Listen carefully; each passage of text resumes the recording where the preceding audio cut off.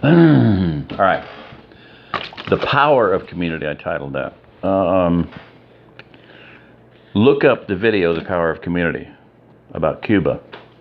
I don't want to go into it right now, but when the Russian Empire fell, at the same time, and Cuba lost all financial support from them, we embargoed them, oil embargo. So they went from a normal nation to instant, basically third world country overnight, if you could already consider them a third world country, whatever. Anyway, point being was, suddenly they had no oil, they had no fuel, they had no gas, virtually, cars, everything.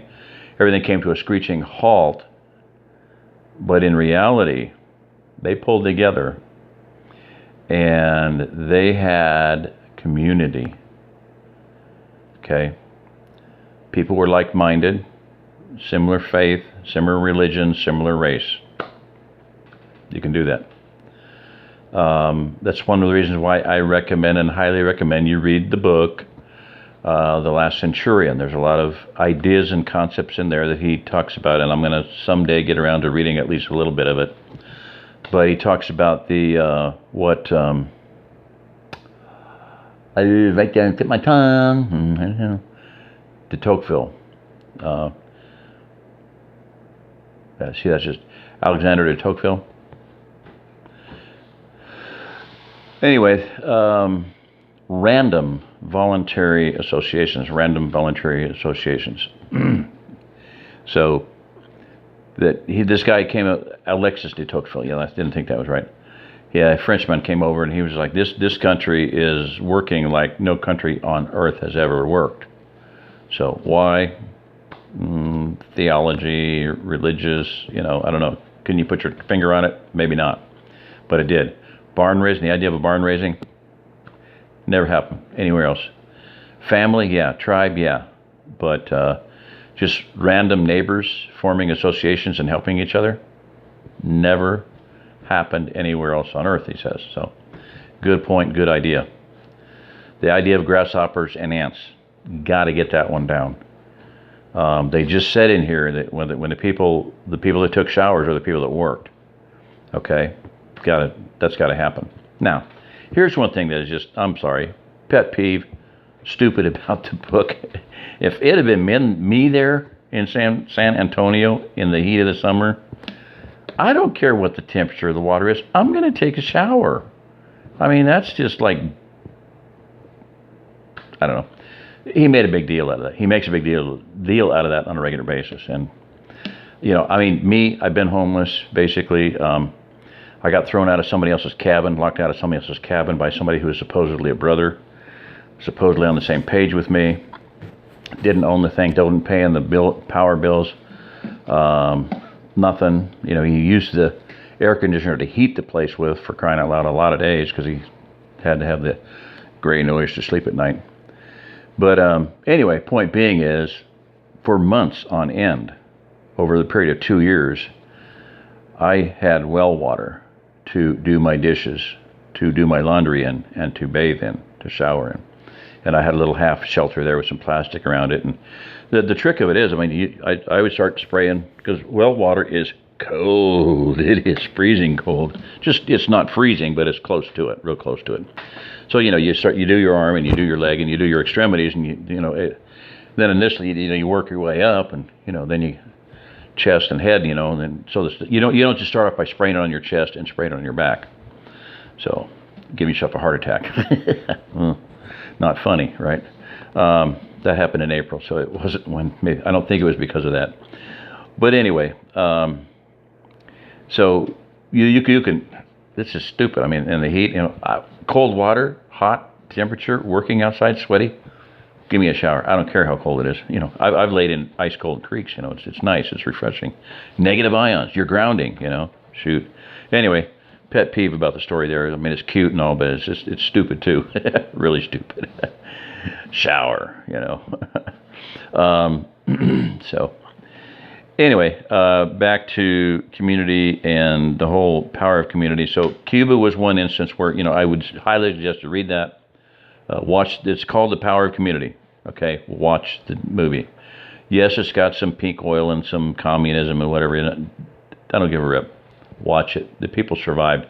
Not only do they survive, but they have one of the most vibrant organic industries, food growing industries in the world. What did they use instead of tractors? Cattle, oxen, What did they do? They punched holes in the ground and punched vegetation down in the soil, and as they went, they pooped and they peed and they fertilized the land, and before long, boom, you got this massively growing, lush, of course, better climate to do it in too. But it worked for them. The power of community. They had problems, they overcame it. Another instance, Russia, when they fell, when they went under, and they had problems with their economy. What happened? Did they have riots? Did they have people long lines at the grocery stores? Hell no. They didn't need grocery stores. They had food. Everybody had food. Everybody. In Russia, the word for farm is dasha, D-A-C-H-A, dasha. It means to give. The Russian government gives a family a hectare of land. It's 2.5 acres. That's how much a family needs. 2.5 acres. They grow live trees around them. It's a square. 10 acres is a square, 2.5 acres is a square. You grow live trees around it as a fence line instead of wasting money and time building fence and repairing fence every few years. You just you grow trees. The fence gets stronger and bigger, and it protects everything inside, and it creates a symbiotic community of glowing things. Your bees and everything, birds, bees, everything, squirrels, rats. It's all this one big symbiotic relationship. So when Russia went down, they exchanged. I have 15 tons of turnips, and I have 35 tons of potatoes, and I have 40 tons of tomatoes, and they would just exchange food. They had plenty. The pictures are just mind-boggling of the huge, gigantic, lush, gorgeous green, red, yellow, purple vegetables they have. So it can be done. Unfortunately, our word for farm means tax, to take, to steal. Government steals, government gives. What's the difference? Yeah, you'll see. We're not going to turn out like Russia was, I can guarantee you. We don't have it in our mindset. It is so, so sad.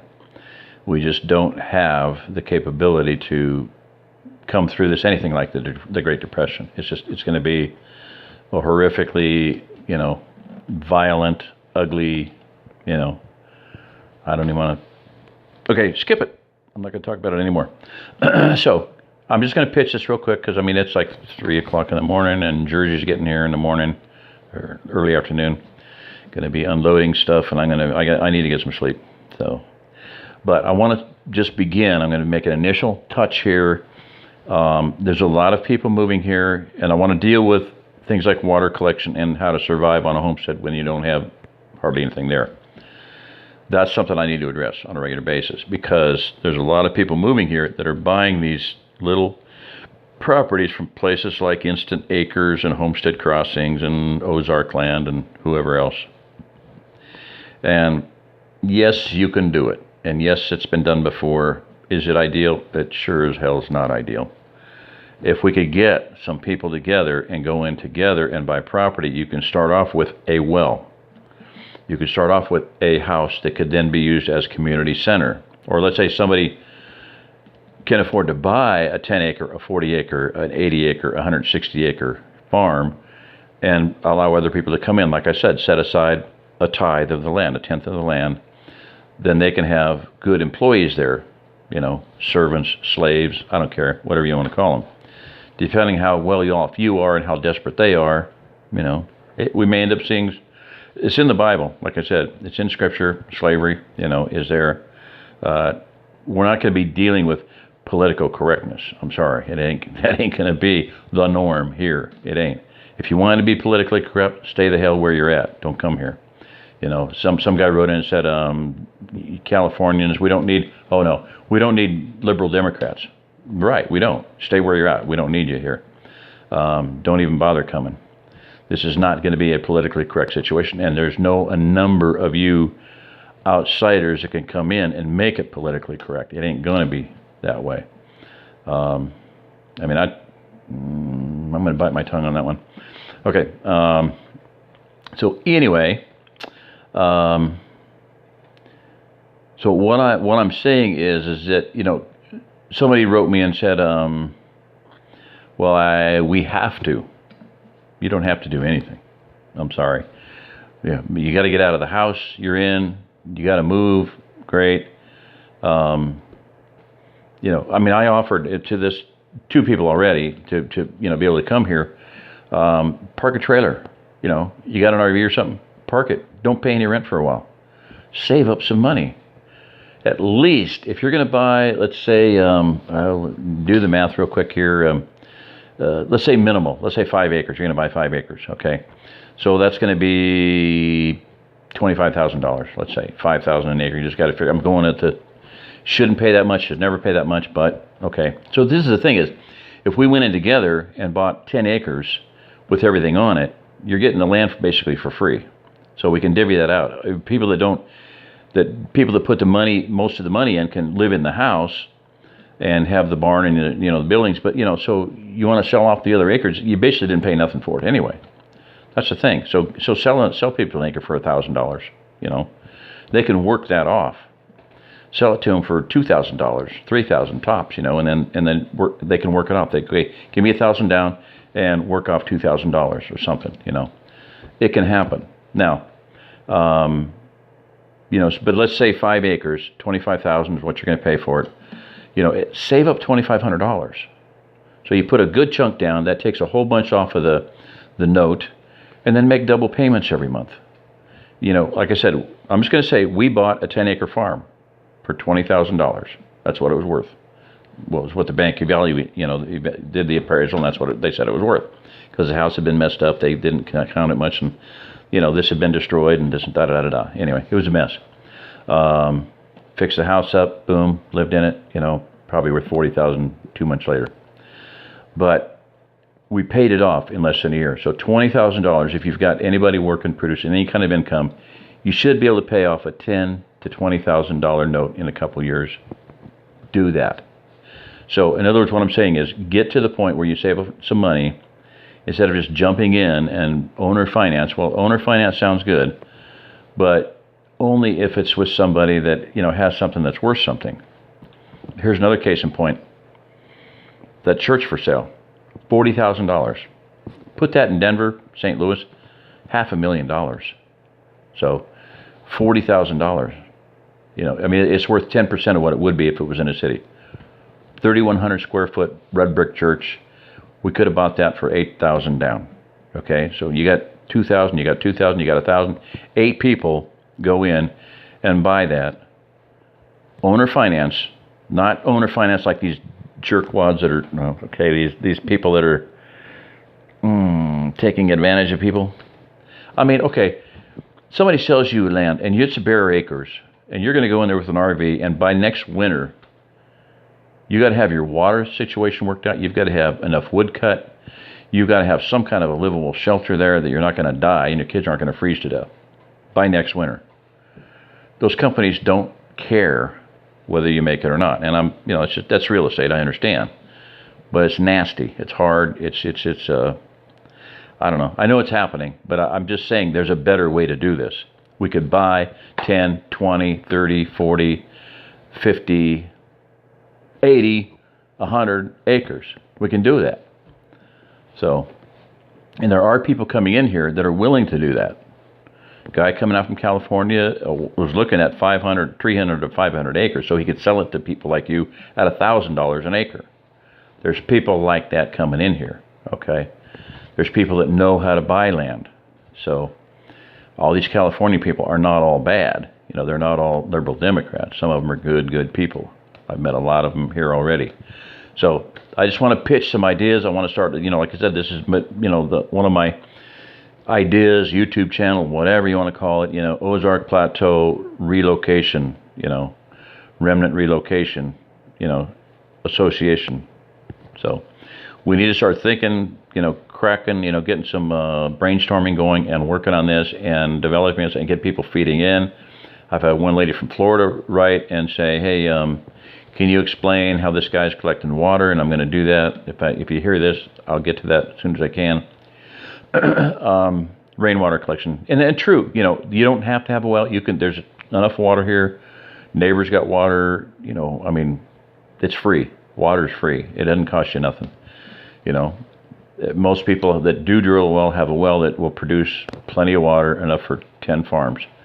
Mormons moved in, drilled one well, 50, 60 families living off of one well, one tank, plumb it. You know, they knew what they were doing. You don't have to have a well. You can live off of rainwater, absolutely. I've made that statement before. But you can live off of a well and 50 people can share it. Just don't be stupid and don't be greedy and don't be an idiot, you know. So we need to get past some of these problems, but we need to buy bigger chunks of land where where you're not paying through the nose, you're not paying interest. I figured it out. One couple wanted to buy 3 acres. Okay, you let that note go 15 years like they had it written up for, $45,000. 5, 10, 15. $15,000. They're going to pay $45,000 for maximum $15,000 worth of land, 3 times what it's worth. And that's true. I understand that. That's true of a mortgage, but you shouldn't have a mortgage. Mortgage means death pledge. Mortuary, mortician, morticia on the Addams family. Mort is death. The gage is pledge, death pledge. They're betting that you die before you pay it off. So, or that you might pay it off before you die, you know, whatever. So get that through your thick skulls and start thinking about something different. If we can get enough people together, get in touch with me if you're interested. We can buy 10 acres, 20 acres, 40 acres. You know, we're looking at a bunch of properties. I mean, I have personally looked at 500 acres, 300 acres was less than $800 an acre. It can be done. In the Ozark, on the Ozark Plateau, it can be done. So there's a lot of situations, you know, 130 acres. Oh, wow. Beautiful. I mean, that place it's just mind-boggling. The nice 80-acre one that's completely off-grid, 26 acres. We just need some people to go in and together and do this, okay? So, $1,000 times 10 is $10,000, you know. Buy something. Real, something with a house on it, you know, something that has some buildings on it of some kind. So, generally, a 10-acre farm is going to run $50,000, $75,000. So, like I said, right now in Cedar County, there's one for sale it's got a quintessential $1 million, you know, spring-fed pond on it, right in the middle, right smack in the middle of it. $5,000 less than what we're paying for this place here. 5 times as much property. Yeah, 10 acres. This is 10 acres, $64,000. Paid $69,000 for this, so $5,000 less, 5 times the amount of land. I'd love to have gotten it, but hey, I'm hoping somebody will get it that's good, you know. Somebody can snap it up and buy it and make it into a place for, you know, other people to come. I've got some people looking at it, a guy from New York, so I'm hoping that, you know, you'll buy it. Please buy that place, you know. It'd be nice. Haven't been over there. I still haven't gone over there. I've just always been on just a slam jam, trying to stay alive, drive, load up, try to get enough sleep to get back here and still be alive. So I haven't been able to go look at it yet, and I'd love to. Anyway, all right. That's it for that one, because I just want to I got to get some sleep so I can not die tomorrow. So, all right. Think on it. Get some things going. I point out in my book, okay, it's just an unconfirmed story, but it makes sense. And I knew I can't remember who told me the story, but Amish guy, the overseer of a district, an area, and maybe it was in Pennsylvania, maybe it was in Ohio, someplace where there's a lot of Amish, but the guy's job was to go around to every community, every home, you know, a community, all your homesteads are represented. They got 10 communities, 10 families, and then they break off, okay, whatever it is, 10, 20. They know what they're doing. Go study them, you know. But his job was to go into each of those communities and collect money every month. They would tithe. They would put money in a pot. The guy comes around, he gets it, and he collected like $30,000 every single month. Well, with $30,000, you can buy a farm. You know, 2 months anyway. 2 months, you can definitely buy a farm. Now, this has been going on. This story goes back many, many years. With $30,000, you could have bought a bunch of land. Okay, I mean, 30 bare acres, no question. You know, so that has been. I mean, when we moved here, a guy had just bought 20 acres for $800 an acre, and then he later sold it back to the guy for the same amount, but $800 an acre. Okay, and it was from a fellow believer, but anyway, but those 330 acres was $785 an acre, so it can be done. So that is what we need to do. If we got a bunch of people together and bought 300 acres, everybody's got their 2 acres, whatever, $1,000, $2,000. Every property is going to be different, so nothing can be taken like hard and fast. Well, he said, no, I'm just giving examples, but it can be done. We can do it. Okay, let's do it. Start working together. My point is this: is that the Mormons, have done it. Muslims can do it. I said this to Sister Sue from California today. The Amish do it. They help each other. They work together. They have community. Muslims do it. They work together. They have community. Brothers loan brothers money to buy houses with no interest. That's one reason why Muslims and Mormons are blessed, because they obey Old Testament law. You follow the law, Torah, you're going to be blessed. It says, you shall not borrow at usury. Well, as a rule of thumb, don't do that. Do something else. Build your own house. Build it out of used materials. Build a rocket stove. Build it out of used materials. Henry David Thoreau, Walden's Pond. Walden said that any man can build a house for what he makes in 6 months. Figure it out. What are you making? Save up 6 months and build yourself a house with it. It can be done. Anybody, even to this day, can do that. There's going to be a McMansion cracker box fire freaking piece of junk that'll go down with an earthquake or burn up in a fire or get ripped up and blown into matchsticks with a tornado? No, it's probably going to be something that'll last through all of those things. An underground house, a cob house, a cordwood house, something that'll stand up to all that. That can't be burned down. An earthquake can't touch it, and a tornado ain't going to phase it. It'll laugh at tornadoes. My daughter was in the Cobb house when the tornado went through Stockton. She's like, I think something was going on, but I couldn't quite tell. The walls are 3 foot thick, for crying out loud. It might have blown a little bit of dirt off the roof, but so what? Yeah, it's just so we got to rethink. We got to rethink everything. And Michael Bunker says, ceteris paribus. All things being equal, we can continue to do this. All things are not going to continue to be equal, and we cannot keep living the way we're living. We've got to pull our heads out of our collective asses really quick. We need that very delicate surgical procedure, that rectal defilade, extracting cranium from rectal defilade, What does that mean? That means hear the loud pop, pull your head out of your ass, and look around, Pull your head out of your ass and look around. So we all need to do that. Then we need to start thinking about, not just thinking about it, but doing it, working together. If we don't, a lot more people are going to die if we don't than if we get together and do it. Okay, let's put it that way.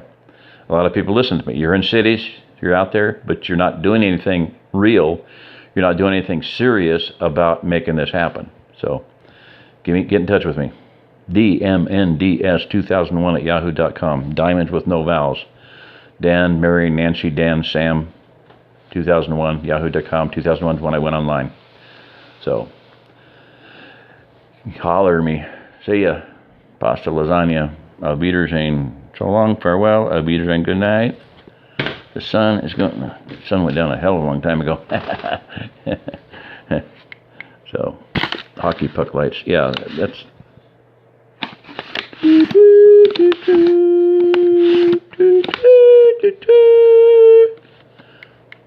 Goofy things. All right. That's it. Good night.